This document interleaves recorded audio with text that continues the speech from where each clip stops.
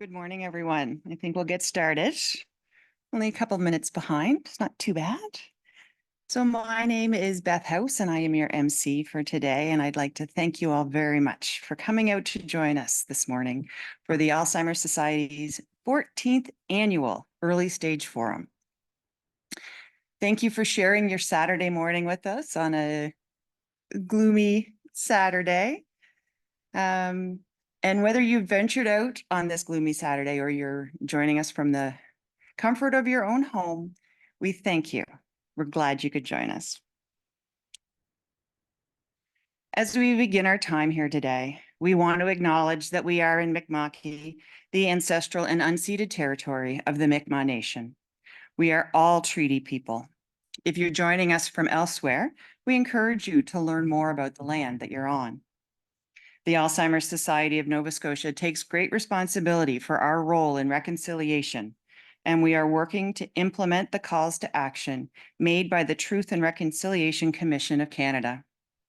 Furthermore, we acknowledge the people of African descent who have been in Nova Scotia for over 400 years and the 52 African Nova Scotian communities in our province. We also recognize the Acadians who lived in harmony with the Mi'kmaq and whose communities across the province are a living testament to the fortitude of their ancestors who survived the Grand Dérangement. The Alzheimer's Society is committed to undertaking work to create collaborative and respectful relationships, and together our goal is to identify and develop tools that align with the beliefs and the needs of the Indigenous, African Nova Scotians, and all equity-deserving communities. We are honored to walk alongside as community members and as allies in the elimination of racism and discrimination from healthcare and across society. Our theme for today, I'm Still Me, Living Beyond Labels. This event was planned by people living with dementia, for people living with dementia, along with some of our staff. We are grateful for the voices of the people with dementia from day one on our planning committee. By the end of this event, our hope is that you will leave feeling inspired by what you learn. Recognize that you are not alone. Our hope is that you will have a better understanding and knowledge of resources to help. It might be ways to overcome or address stigma, tools to help decrease stress and feel your best, or just feeling inspired by the stories that we'll hear today from people with lived experience. The content of this event is being recorded so that whether you are here in person or joining us at home, you can rewatch and you can share with others. There will be some time for questions after our speakers have all presented. If you're here in person, please jot them down. There's paper and pens on your table, and we'll ask them at the end. If you're watching online, you can use the Q&A function to ask your questions at any time, and we will get to those after the presenters have presented. If you're having any tech troubles and you're at home, you can use the chat, or you can put a message in there or contact Riley by phone or email. Her contact info is on your screen. We have a great turnout, both in person and online. We're thankful to have 36 people who ventured out with us today and 152 joining us online. We're so happy that we can share this event with people all across the province. Before we begin our presentations, I do have a few housekeeping items to mention for those in the room. The washrooms are outside this room, down the hall to the left. There's some signs you can follow. You go past the front desk, down the hall, around the corner. There are lots of signs, and the women's is past the men's because we all know the women's is most important. And there are lots of signs, and there's people out there. So if you get turned around, don't hesitate to ask. If anybody here in the room needs to leave the building for any reason, just let us know if you plan on coming back in, because we will need to let you in. So just when you're leaving, let somebody know, and we'll watch the door for you and let you back in. If you need to get up and just stretch your legs or need a break at any point, please feel free to do so. If you need to stand, you're welcome to stand. You can also just head out into the hallway, or you can go all the way to the kitchen, which is past the reception desk, if that's what you need to stay with us today. And if you're here in person, we welcome you to stay afterwards and join us following the event for a light lunch and a chance to connect with us and with each other. And we'll give you directions on how to get there at the end. So we are honored today to have 5 special guests. I'll let you know a little bit about each of them before they present. And we will have time to answer questions after everyone has presented. And if you have questions, feel free to write them down and save them for the end. So it is my delight to introduce our first speaker, Sandra Britten. Sandra has lived in Halifax since 1978. She worked internationally for many years as a chartered professional accountant and consultant. She is the mother of 2 and the grandmother of 4. Sandra is an avid hiker, world traveler, and enjoys attending live theater and symphonies. Sandra was diagnosed with Lewy body dementia in 2013. She's actively involved with some of our programs like Artful Afternoon and Connections Hub. Sandra helped inform the creation of the Flipping Stigma Toolkit, which we'll hear about later this morning. And you can also see her on our website in the video, 10 Symptoms and Strategies Living Well with Dementia. So now I would like to welcome Sandra.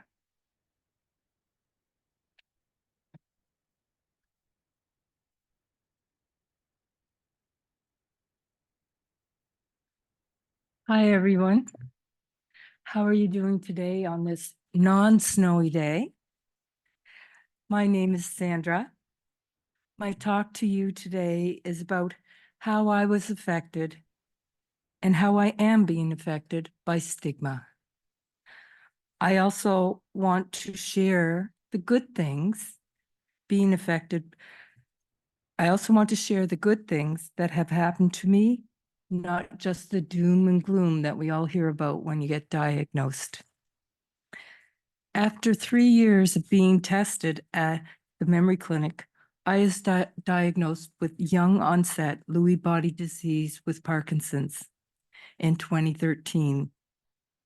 My talk today will be about my journey of overcoming stigma with dementia, no matter what stage I am at.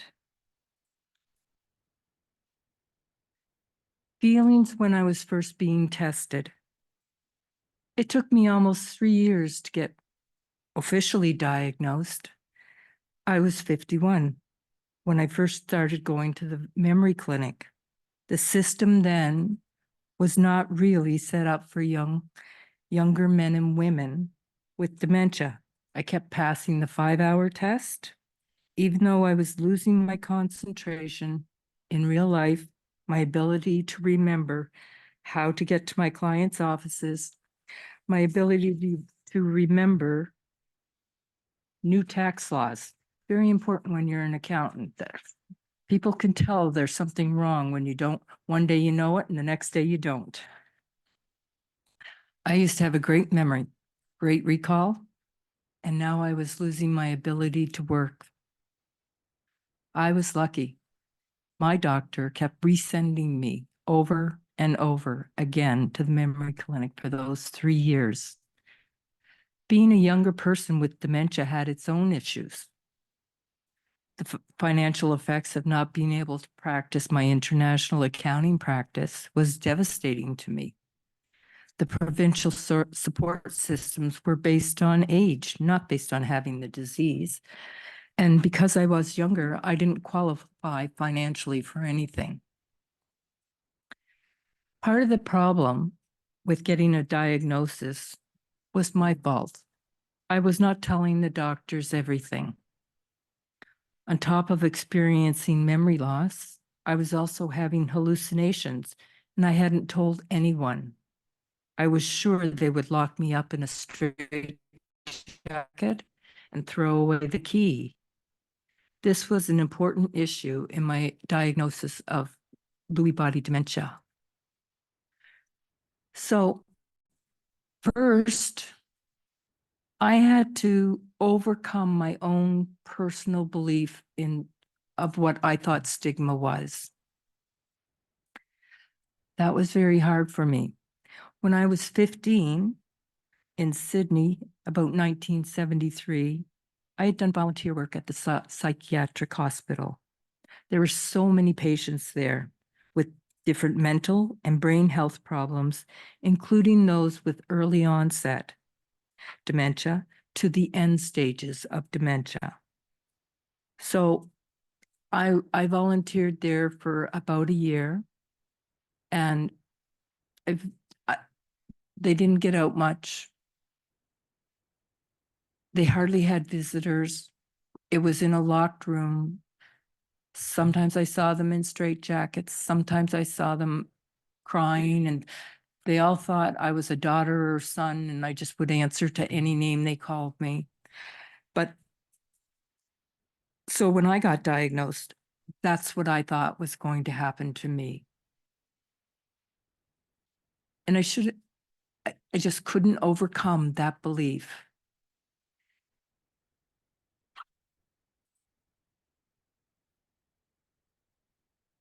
Another situation of stigma was when I was on the bus and I was talking to a person beside me that I was sure was a real person. That was until the lady in front of me looked back at me and said, "I'm sorry, are you talking to me?" I was so embarrassed. I laughed and said, "Oh, I'm so sorry. I'm on my cell phone." No. I was very glad to have been able to blame my cell phone, and I still use that lie all the time. Now I would like everyone to know that no matter what you think might or might not happen to you, please tell your doctors everything. Don't do what I did and not tell them, because who knows how much sooner I would have been diagnosed if I had been forthcoming.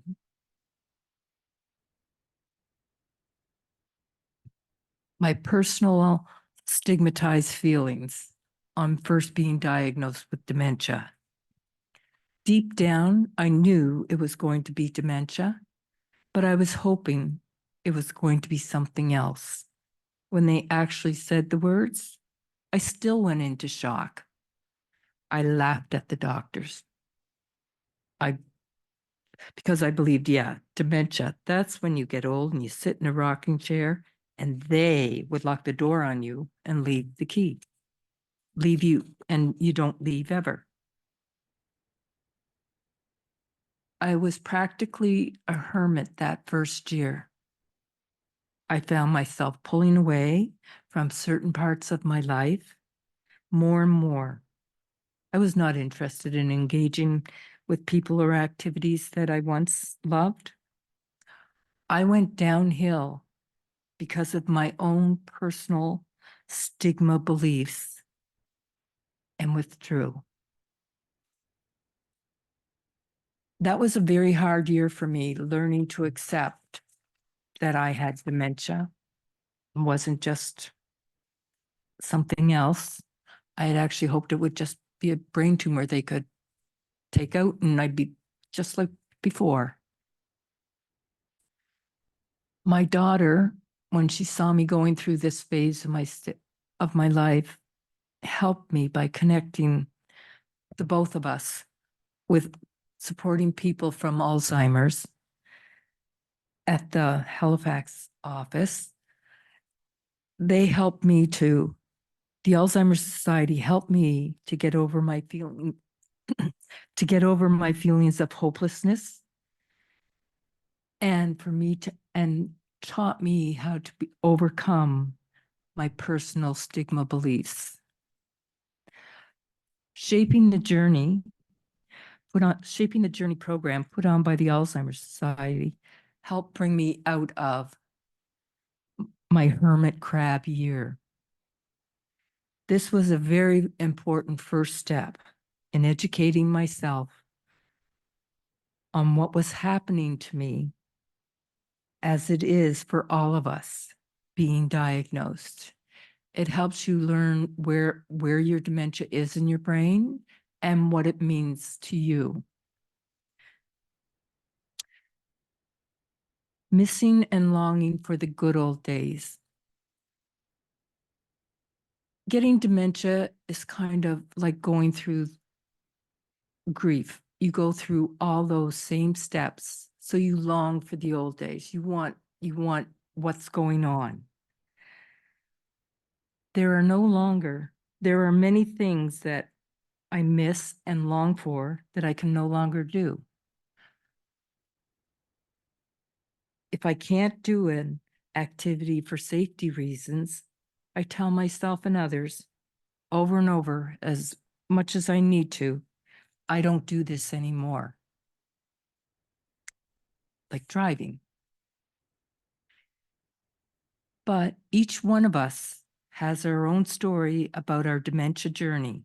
We have our own preferences, our own values, and our own interests. That's why we say, if you've met one person with dementia, you've only met one person. Each of us has her own story and journey that we can talk about. I had a support person. I'm getting the hook soon, very soon.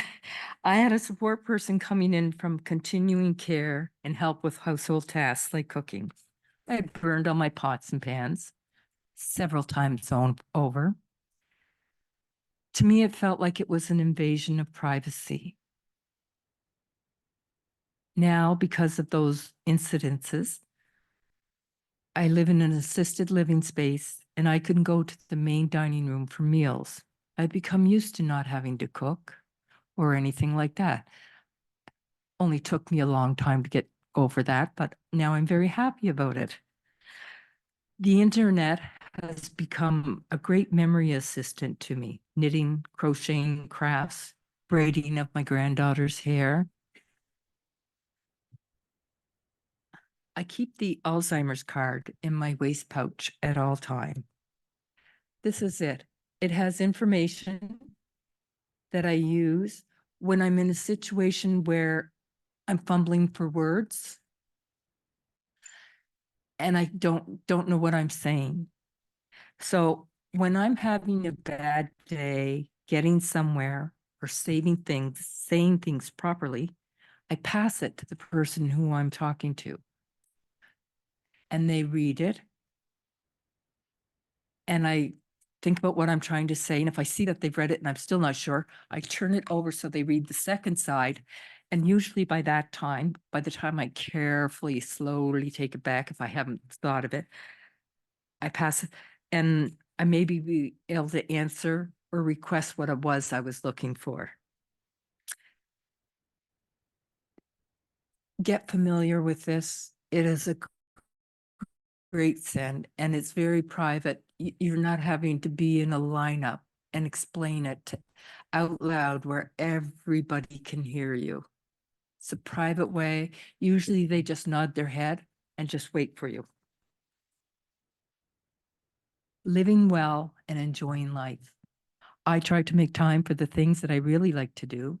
Traveling, hiking, visiting with my grandkids, walking, being an advocate for the Alzheimer's Society. I know this isn't something that everybody can do. I certainly couldn't do it at the beginning. It took a lot of courage to be able to come up here and speak. But it's very important that I let others know it's not simple, it's not easy, it can be frustrating, but go through the steps, go through the programs. It will be so helpful to you. And learning to talk about it all. I know that I don't fit the familiar image of a person who has dementia, which is a stigma of it being an older person in wheelchair, non-communicative. Dispelling stereotype images of dementias is one of my goals in being an advocate by talking with people at any function I am invited to. My own personal stigma belief, like that I have dispelled, I would like to help you dispel that and go with it. If I am able to help anyone get a quicker diagnosis because they or someone who knows them has heard me speak about what signs to actually look for by watching the Alzheimer's 10 symptoms and strategies by people with dementia telling their stories. It's on the Alzheimer's website, or they can call the info line through the Alzheimer's office. Today, I am a whole different person than I was when I was diagnosed and hid from the world. The support I have received has made me realize that I am still a person, still valuable, and that I and those who have or support someone with dementia still have rights and a voice. We need to reach out and help more people to talk to their healthcare professionals, whether they may have the disease or a partner in care. By doing so, we help others have a better quality of life with dementia. We need to help develop dementia-friendly communities in our areas. A community consists of 2 people or more. It is easier to start with small groups to make the community dementia-friendly. Someone to talk with, start a group that cares, cares and wants to know how to act, react. We need to build those communities in our community. Thank you. I'm very sorry I took up so much of the time. Thank God they really didn't have a clock.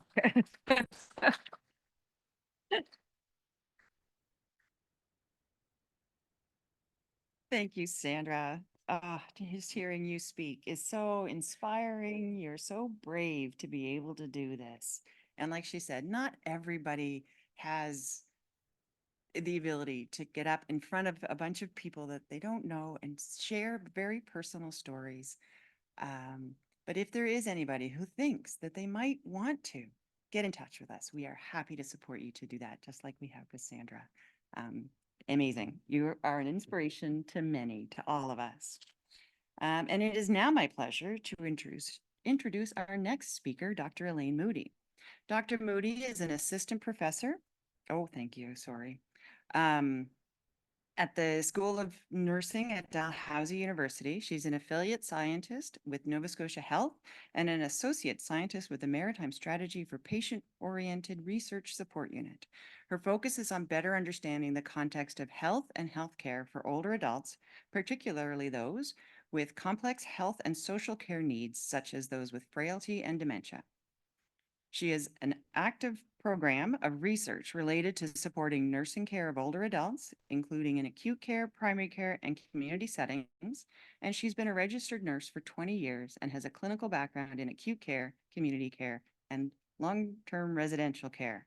Dr. Moody will be telling us about the Flipping Stigma on Its Ear toolkit that Sandra helped with, which provides information and resources to support people with recognizing and addressing stigma and discrimination associated with dementia. Welcome, Dr. Moody.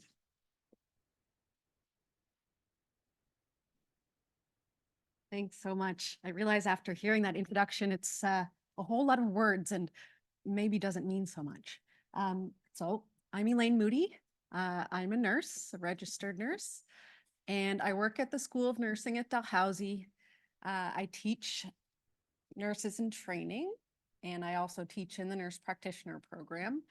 So bring my expertise relate to older adults as well as dementia to that setting. I also do research, and I do a lot of research with people living with dementia, where there are people living with dementia as team members. So as Sandra mentioned, she was part of a team that developed the Flipping Stigma toolkit. And I've worked with other people living with dementia to help inform research as well. So really happy to be here, and I'm going to talk about one resource related to stigma and dementia, and it is the Flipping Stigma Toolkit. So Sandra talked a little bit about stigma already, but I thought we could start with a definition of stigma from the voice of people living with dementia themselves. So it is when other people make assumptions about a person based on actions or appearance. And then that can be compounded when people learn that somebody has a diagnosis of dementia and then makes assumptions about them based on that diagnosis. And then discrimination is when people act on those assumptions. So related to dementia, it might be being treated as incapable or feeling judged or deficient in some way. And unfortunately, stigma of dementia is present in society and in many of our communities. Sandra talked about some of her individual experiences, but that is pervasive across the community, unfortunately. And even more, unfortunately, stigma is present in healthcare settings as well. And unfortunately, sometimes people experience the stigma of dementia in hospital settings.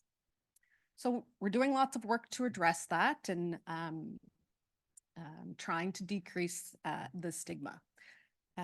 So one of the things that we're trying to do is build tools to demonstrate the lived experience of dementia and share that widely with people. And one of those projects that we have as researchers led to the creation of this website, which is the Flipping Stigma on Its Ear Toolkit. So please, when you have a moment on your computer, visit flippingstigma.com.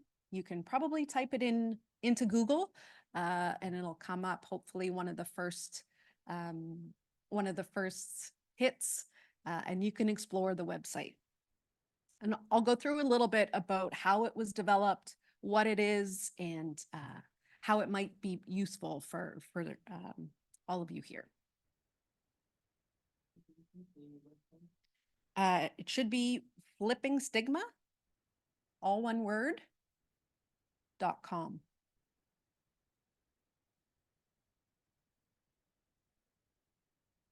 So, as I mentioned, it was a research project led by researchers at the University of British Columbia. And importantly, it was led by a person living with dementia.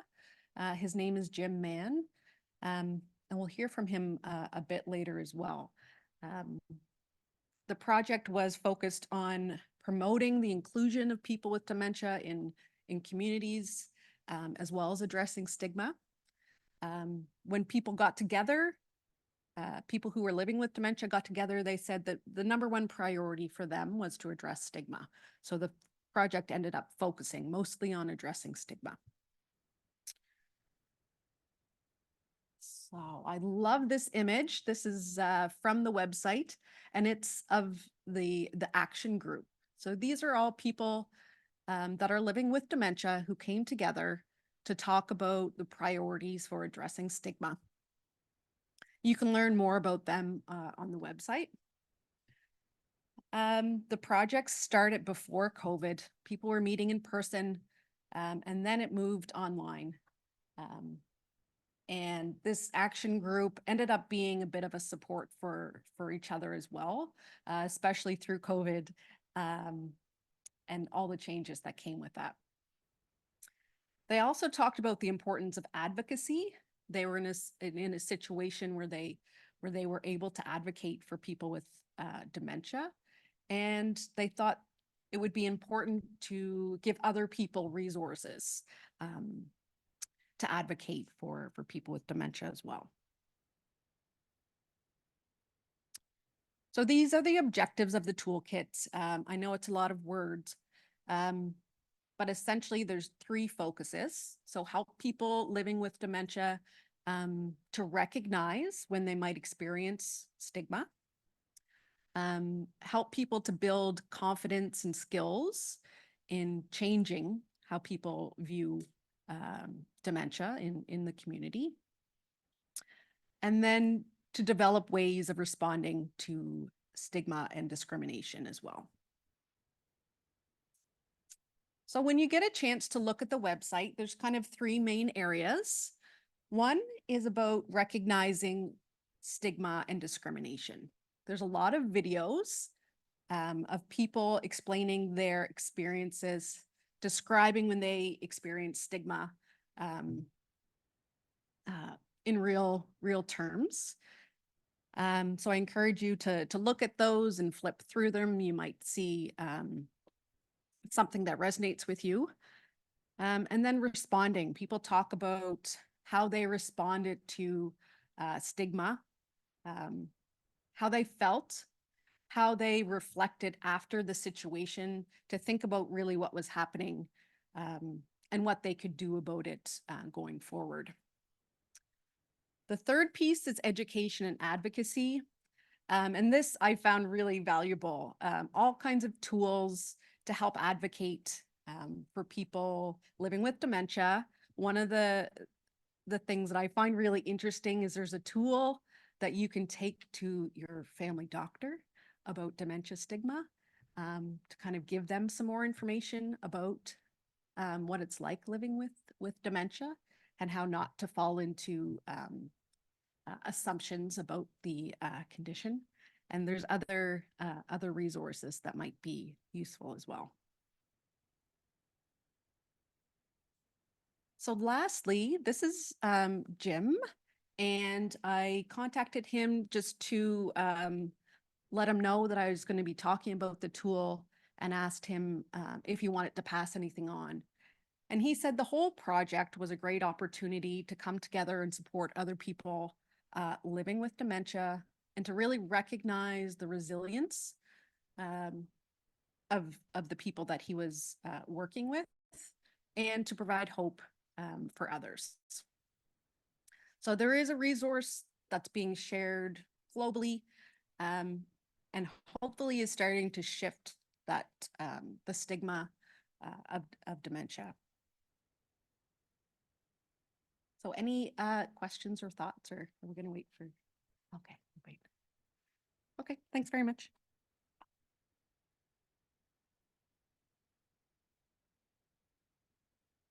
Thank you, Dr. Moody, for that informative presentation and raising awareness and helping to people understand is such an important part of addressing stigma and decreasing stigma.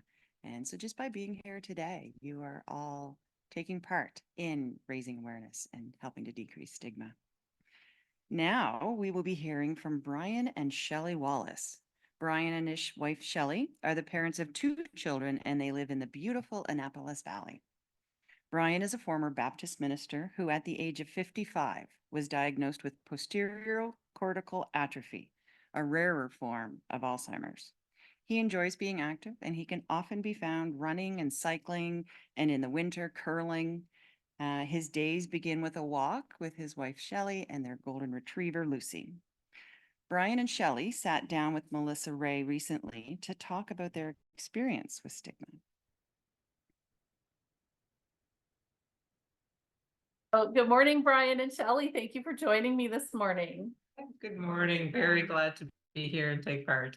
We've been talking a bit today about stigma and the stigma around living with a dementia diagnosis. Brian, how long ago were you diagnosed with dementia? Oh, it's about 4 years. 4 years ago. I'm thinking. Yeah, I would say we'd definitely seen signs before that. But yeah, to get his official diagnosis was probably about then. And you're a really active person, Brian. What types of things do you enjoy doing? Oh, there's a lot of them. As much as I can, I want to do not necessarily things that I've always done, but yeah, it's important for me to be just to be active. Curling is one of them, Mhm. and yeah, and I enjoy that. There's even times when it's a challenge, Mhm. but I don't want to give up. In a previous conversation, Brian, you had talked a little bit about an experience that you had with your curling group. Would you like to share a little bit today about what happened that day? Sure. While I was curling, um, uh, at one point I found myself not where I should have been. So I was kind of out in the middle of the ice, and so that was a little scary for a bit, but that's really the only time that happened. Mm. But yeah, It um, was sort of the reaction to other people. It was a busy curling day. There were lots of people around, and when he was found himself in the middle of the ice, not really sure how he got there.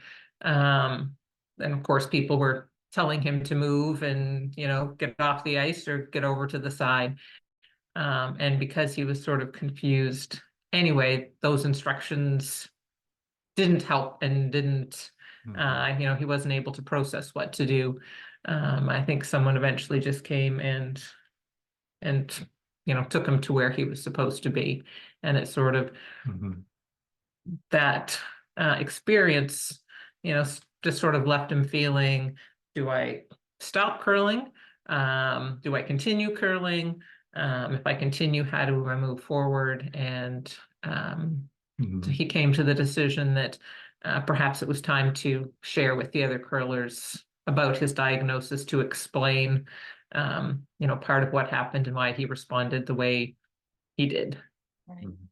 I just decided that if I'm going to curl, then I do need to give people some information, some understanding, Mm.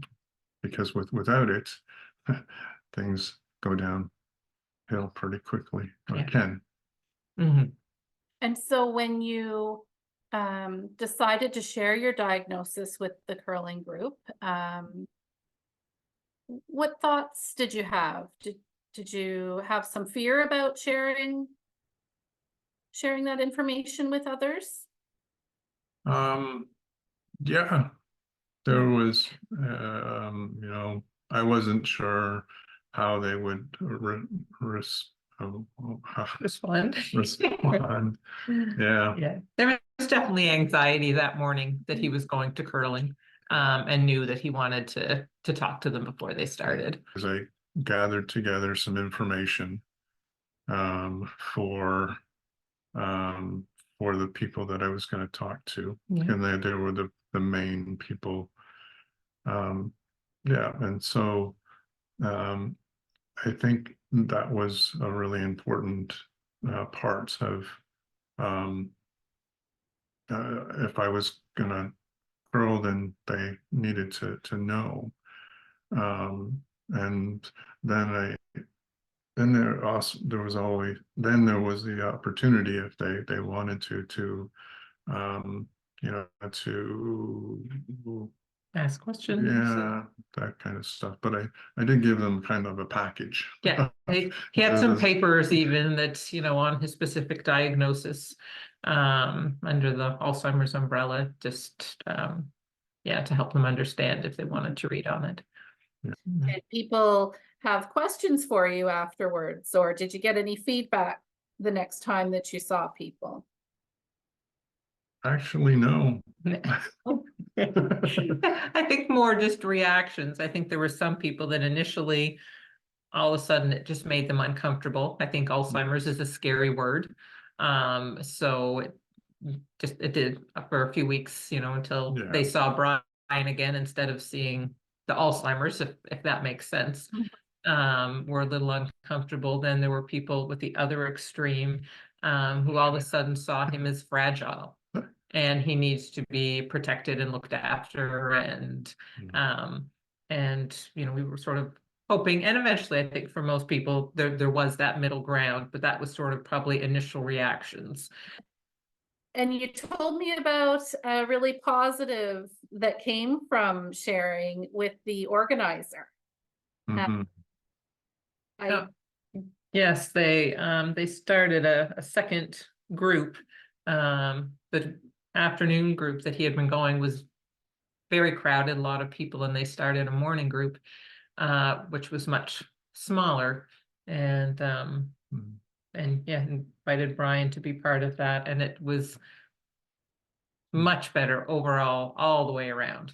I guess that education that you provided, right, will forever be with that group. You know, they can adapt how they do things, how they offer things to be more dementia friendly. Mhm. Yes, absolutely. Yeah. Yeah. And even, I mean, I don't think it was intentional, but the fact that this smaller group is in a morning is even beneficial. Brian's best time is in the morning, and that's probably common for a lot of people with dementia or other things. So the fact that it is in the morning in a smaller group all the way around, it's been great. Very appreciated.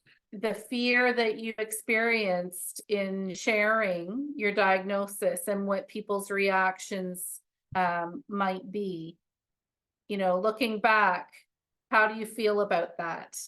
Would you encourage others to share if they were in a similar situation? So far, it's not been a hindrance for me. And I think it's been helpful. So that, and I'm not sure that everybody knows my diagnosis either. And it's, yeah, and it's okay. Do you have any suggestions or words of advice for other people that might be worried a little bit about sharing their diagnosis? Yeah. I think it's it's important to do. But I think, you know, different people or different personalities are going to deal with it in different ways. But I just think it's helpful to let other people know. So for a number of reasons, but yeah. Yeah, and I think, as you mentioned before, the processing time is so important. You know, we've lived with this for years, so we've had time to process it, understand it, know, you know, where Brian is and seen the changes. But for anybody who didn't know, yeah, they definitely need time to process as well. That speaks to the stigma, doesn't it? If somebody is unsure of what dementia looks like and how it can impact someone by sharing and educating people, you're putting a face to things, aren't you? You're still you, and you're living with this diagnosis, and sometimes may need some support, as you said, to Mhm. continue to do, yeah, the things you've always loved doing. Well, thank you both for sharing that experience and for you know, educating others.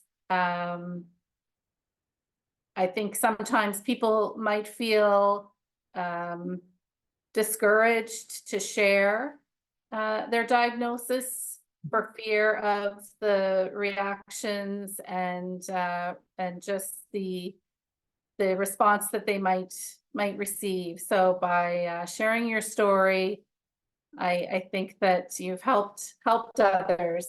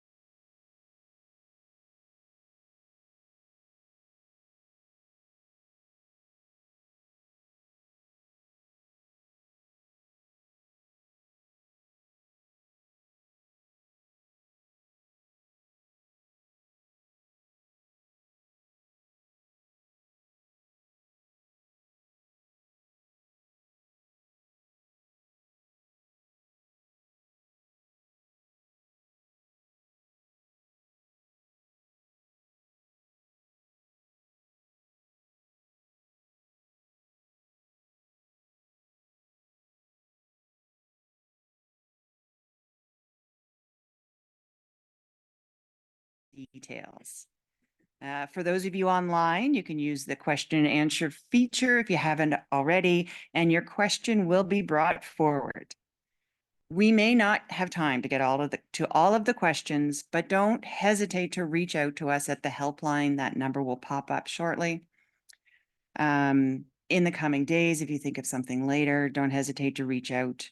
The number is noted in your booklet and will be on a slide at the end. You can check out page 21 in your booklet, and you will find information about how to reach us through our helpline and also about many of our programs. So we're now welcoming questions, but I think we'll start with a virtual one. Do we have a question from the virtual audience? I believe that we do. Thank you. And this question is for Sandra. The first question is, what advice, Sandra, do you have to those who are struggling with their diagnosis?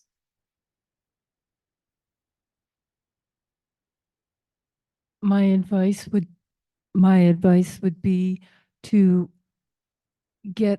call the Alzheimer's helpline and find out the resources, make a meeting with them, and get involved in the programs that were such a help to me to come out of what I was going through when I was first diagnosed is the helpline.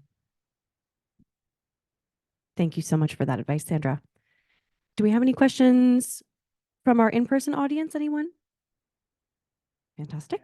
And at the front of the room here. Yeah, nice presentation, Sandra. Thank you. Just curious, your life has changed dramatically since diagnosed. What you mentioned world traveler and traveler as such. Have you done many trips, and how do you handle it? I do a lot of trips. I was an international accountant, so before that, my friends and I would plan trips around jobs that we were going to do when we went places, and we would go hiking in the mountains or kayak. I can't do any route planning or anything like that, not even a menu. As I said, I burned all my food before I got into my house. My daughter was very disappointed about not getting the journal. But my friends, when I told them, were quite fine. They knew that I was a good hiker, that I could hold my own kayaking or canoeing. So I can't do those things, and I know what I can't do, but I know what I can do. And I know where I have to say no when I say no. But I love it. I've done Machu Picchu, the rainbow. I've done most of South America, I should say, in that area. Machu Picchu, Rainbow Mountain, the Inca Trail, anything that's there, the Sacred Valley, the Salt Mine Mountain. I've hiked most of BC mountains, half of the Rockies. I've been quite a few places in Europe. It'd be hard to list them all without a list in front of me.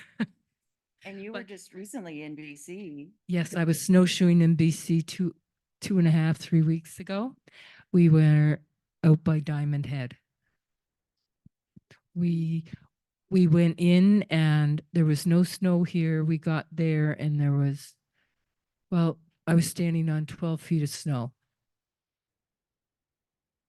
BC Diamond Head, out by Squamish. And Wow. Sandra's figured out what she needs to do to be able to do those things. So, yeah. I am still able to go on I'm still able to travel on my own. And like I said, I have my memory card and I'm not afraid to use it anymore. What about connections? Like you can get stuck at an airport, confusion about, you know, When they plan my trip, they allow me enough time that I don't have to rush and know where I'm going. So my friends have been very accommodating and in that way.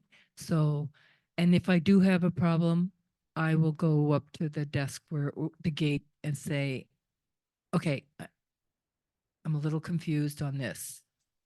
And I just pass them the card and they go, why didn't you fill out the form? And I go, because then you'll put me in a wheelchair and I have to have someone stay by me. So I don't do that. Thank you so much. I think that's a great question. Many of us are probably wondering the same. Here's another virtual. This one is for Dr. Moody. If I notice well-intentioned people trying to do things for me, I'm able to do things for myself. How should I do this? Oh boy, that's a great question. And maybe Sandra, you could address this too. And I think it is very individual how you address it. Some people are more comfortable speaking up. I think, you know, recognizing it and then thinking about it afterwards and thinking, you know, how would I address it next time? How do I know this is happening? How important is it for me to say something? All really important things to think about, and then having a plan for the next time it happens and how you go about addressing it. I think that would be my advice.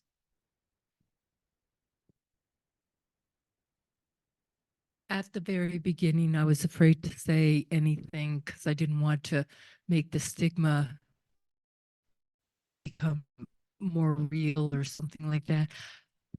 Use those very tactics that Dr. Moody has mentioned. I thought about what I really wanted to say.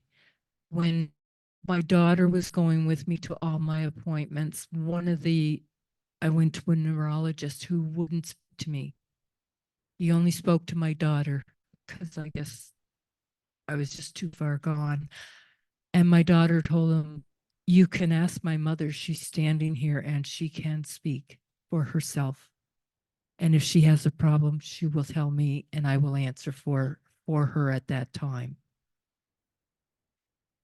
So it's very, very individual and it has to be when you're ready to be able to do it. But as Dr. Moody has said, think about what it is you would wish you had said to them.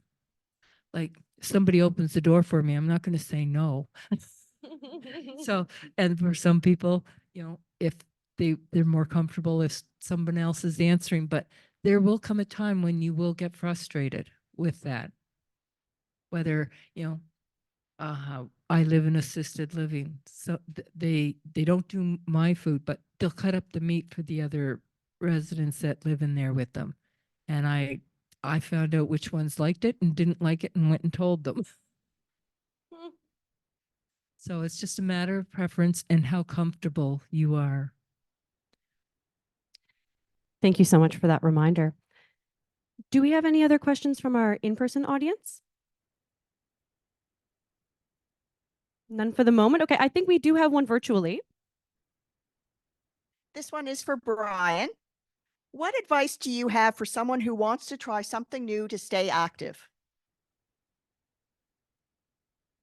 I would suggest you do it. Um, and it may take some time to get to a feeling that you can do it. But for me, I just want to keep going and do whatever I can. And I really enjoy being active and keeping, yeah. Sometimes I'm doing it by myself, sometimes with other people. But yeah, that's really important for me. Yeah, and if I can just say a thing, be prepared possibly that you might need to do or make adaptations to things that you're trying. Brian used to cycle a lot and used to have I don't know that your feet get sort of locked into the pedals. Anyway, he can't use those anymore. So we had to switch that out. It was just a simple thing. But there might be different things depending on the activity that you might need to make adaptations to so that you can do it or continue to do it or to try. That's really great. Thank you very much for sharing that. Fantastic. Another question from our audience. Not at all. Not at all. Back to you, Sandra. Assisted living. When did you decide? Why did you decide? I think you explained why. Could you maybe elaborate a little bit more on why you decided? And was it difficult to get into assisted living? It was very difficult, even getting into assisted living. It's not nearly as long as waiting to get into long-term care, but you do go on a list. I was on a list for about 14 to 16 months, I'm not sure, which is why I had to have VON come in. They did have a long-term care room come up. I don't know how that happened, but they asked my daughter, and my daughter just said, no, my mother's not ready for that. She will decline again if she goes into that type of situation where she's not being able to get out. But assisted living was the place for me. The assisted living that I live in is in a regular apartment building, and the facility that I'm with owns 12 apartments in it. And so they own 4 on 3 different floors, and they do all the cooking. So it's like a regular apartment, 2 bedrooms, kitchen, bath, washer and dryer, dishwasher. Of course, we're not allowed to do the cooking unless someone is there with us, and I'm just not plain allowed, but I don't blame anybody for that. But assisted living was a spot for me. I still get to go out. Though we still follow all the rules of long-term care, because anything that the government puts any money in always has to go through there.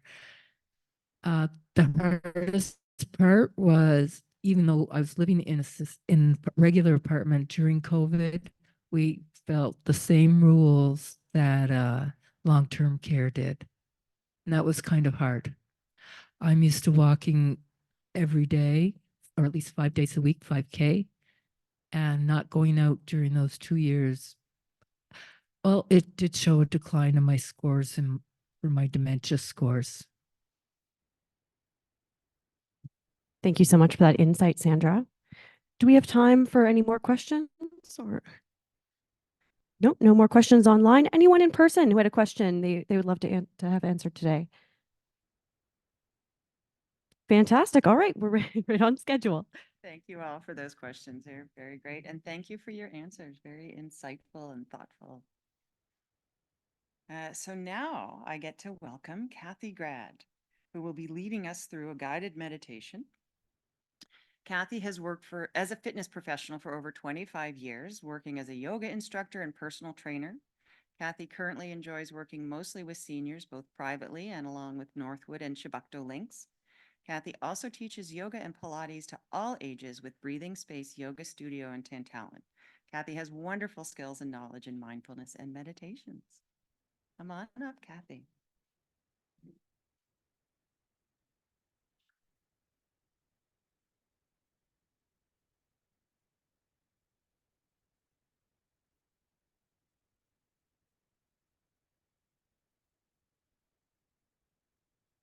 Start standing, then I'll, yeah.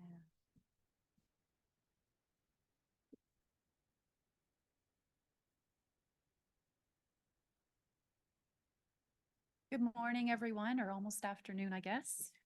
My name's Kathy, and I'm really happy to be here. I'm here to guide you through a mindful meditation practice, but first I'd like to begin with a quote from Thich Nhat Hanh. Some of you may know him or knew of him. While washing the dishes, one should only be washing the dishes, which means that while washing the dishes, one should be completely aware of the fact that one is washing the dishes. At first glance, that might seem silly. Why put so much stress on a simple thing? But that's the point. The fact that I'm standing there washing these bowls is a wonderful, wondrous reality. I'm being completely myself, following my breath, conscious of my presence, and conscious of my thoughts and actions. There's no way I can be tossed around mindlessly like a bottle slapped here and there on the waves. Becoming more mindful, not only during a meditation practice, but throughout your day, can prove to be a useful tool to develop. Mindfulness means maintaining a moment-to-moment awareness of our thoughts, feelings, bodily sensations, and surrounding environment through a gentle, nurturing lens. Mindfulness is the basic human ability to be fully present, aware of where we are and what we're doing, and not overly reactive or overwhelmed by what's going on around us. Much like exercise, we need to practice mindful meditation. So let's begin in a comfortable seat.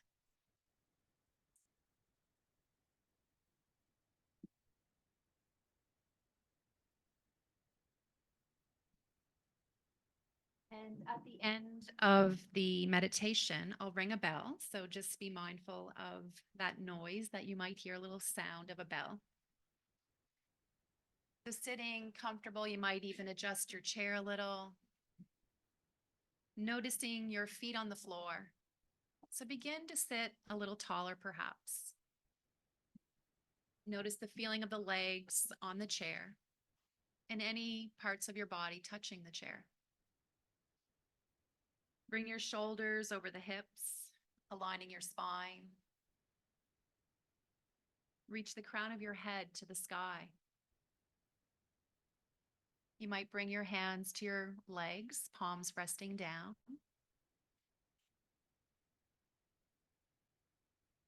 And then this will help with grounding. So we're grounding through our feet. We're grounding through those sitting bones. You might give a little wiggle to make any adjustments. Your hands on the legs. Notice your whole body sitting comfortably. Now bring your awareness to your breath. As you breathe in, notice the cool air come through the nostrils. And as you breathe out, feel the air warm coming out through the mouth. Again, feel the full length of your breath and the full length of your out breath.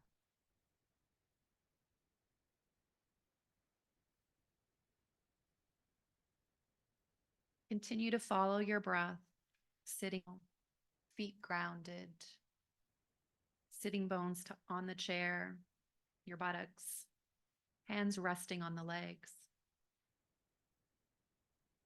Your eyes can be opened or closed.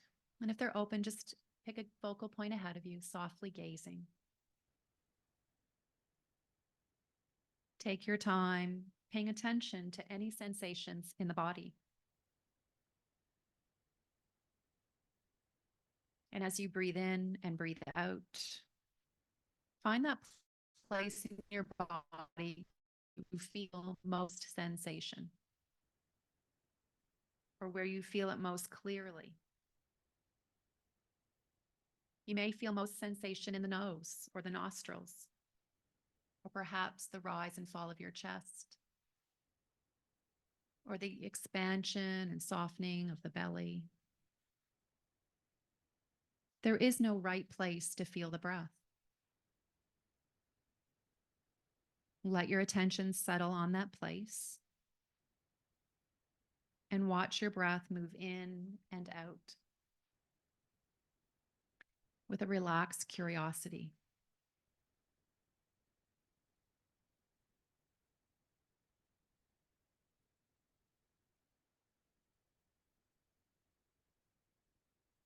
Next, we can count 10 breaths.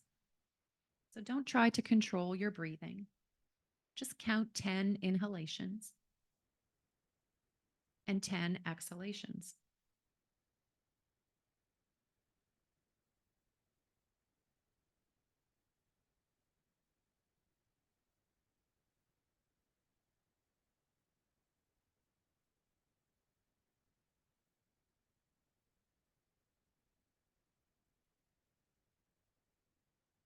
And your mind may wander, so when it does, just notice.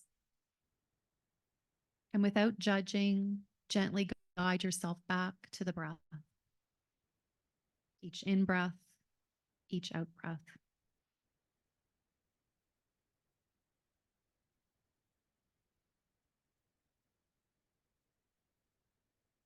Continue to feel grounded through your feet, your hands, noticing your whole body.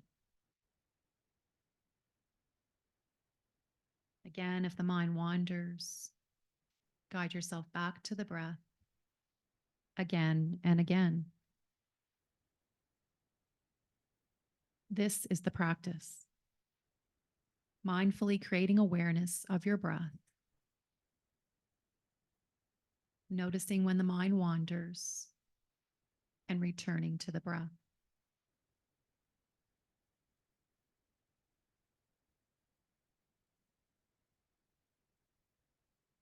The practice of using our breath as a focus or an anchor to the present moment is just one way we can develop a meditation practice.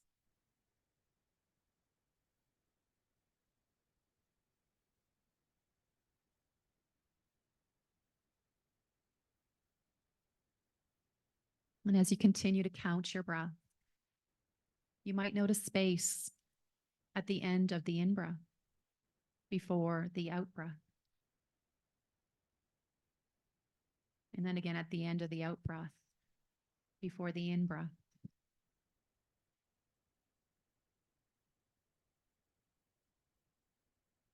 Following the path of your breath, noticing where you feel most sensation.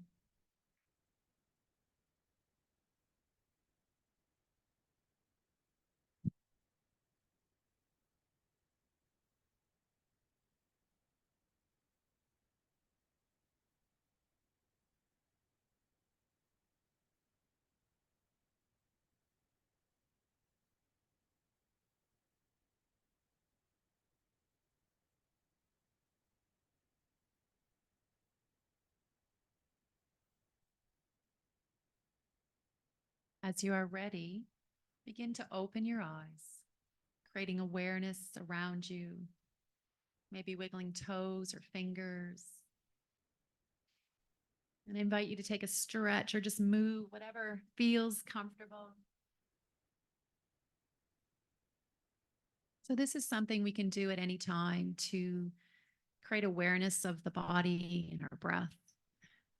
So when the mind gets busy, those thoughts, distractions, it's a really nice tool to center and feel a little more grounded.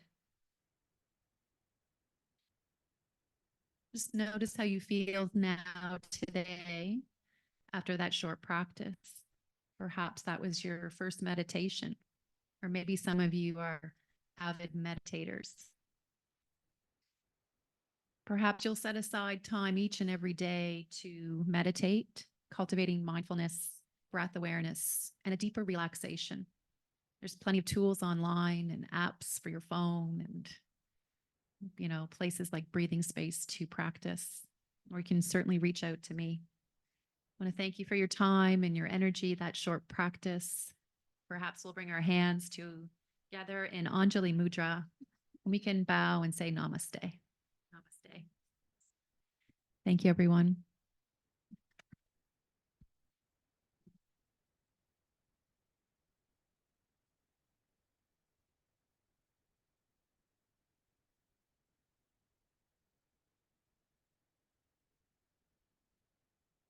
Wow, thank you, Kathy, for that wonderful, relaxing meditation.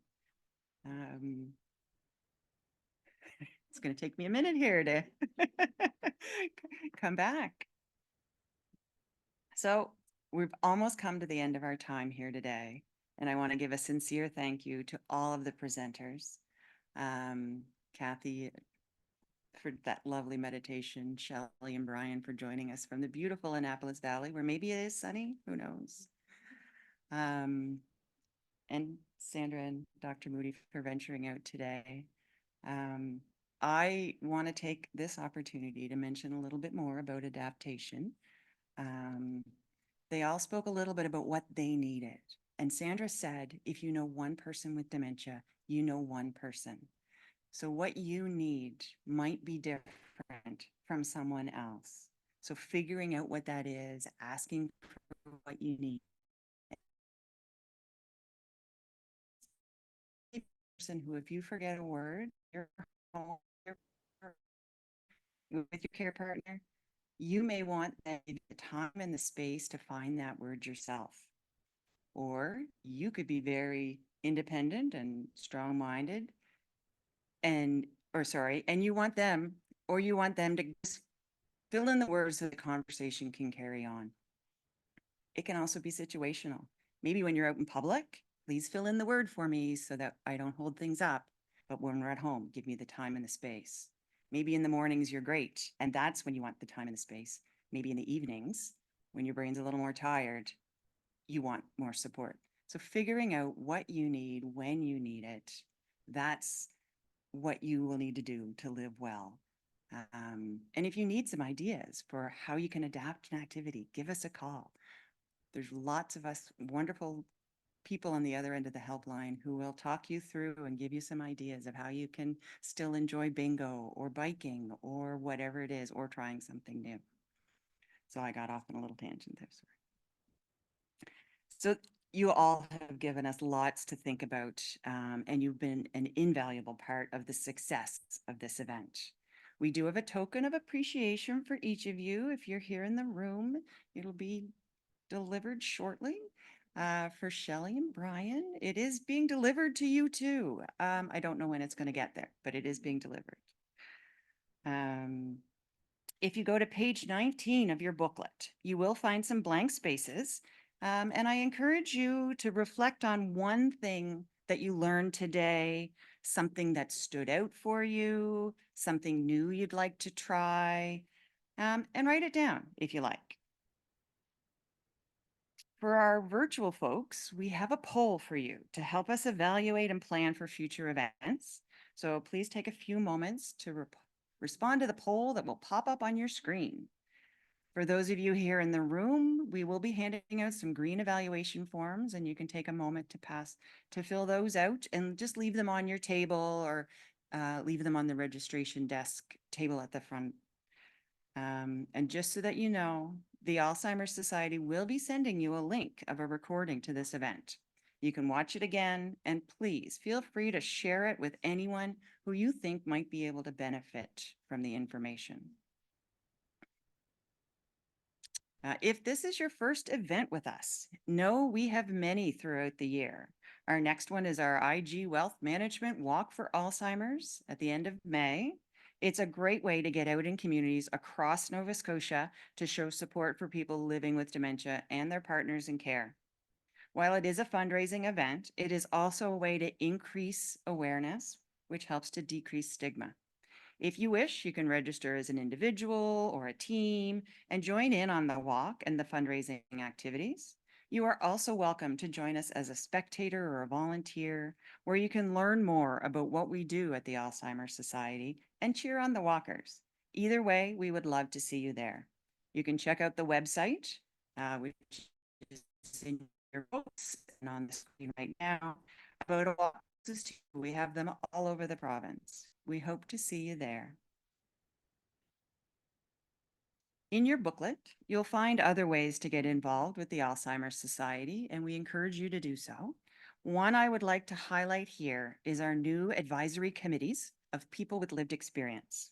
We are inviting people with dementia and their partners in care from across Nova Scotia to join. There will be 2 committees, one for people living with the diagnosis and one for the partners in care.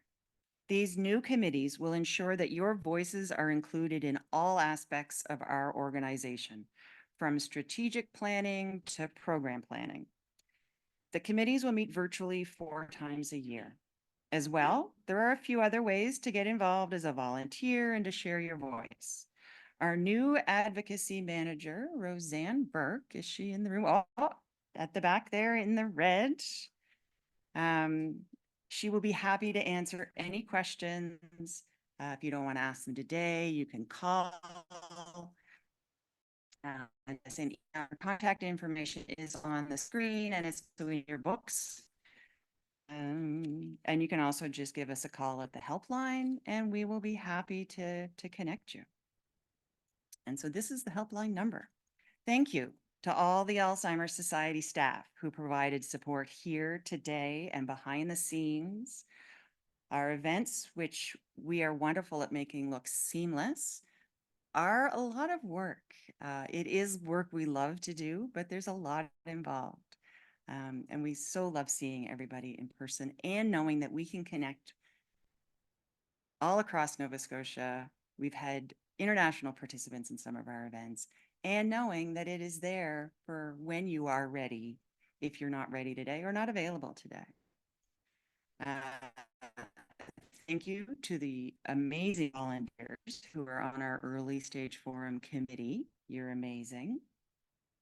Thank you to Basil Audio Video, who is our go-to for these kind of events. They are outstanding. They're super flexible, super adaptable. We won't go into the stuff that they had to figure out yesterday and today, but they did it. We're here. It's amazing.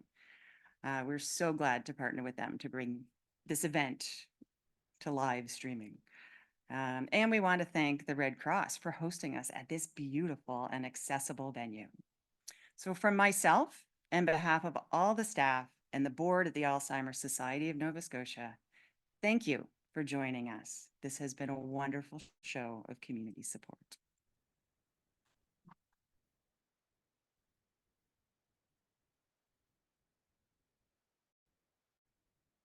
For those here in the room, we would like to invite you to join us for some refreshments and a chance to connect, whether it's with us or with each other. Down in the kitchen, you go down the hall, don't turn towards the bathroom, keep going straight, and you'll find the kitchen. And that's where we will be for some light lunch refreshments. Thank you all very much.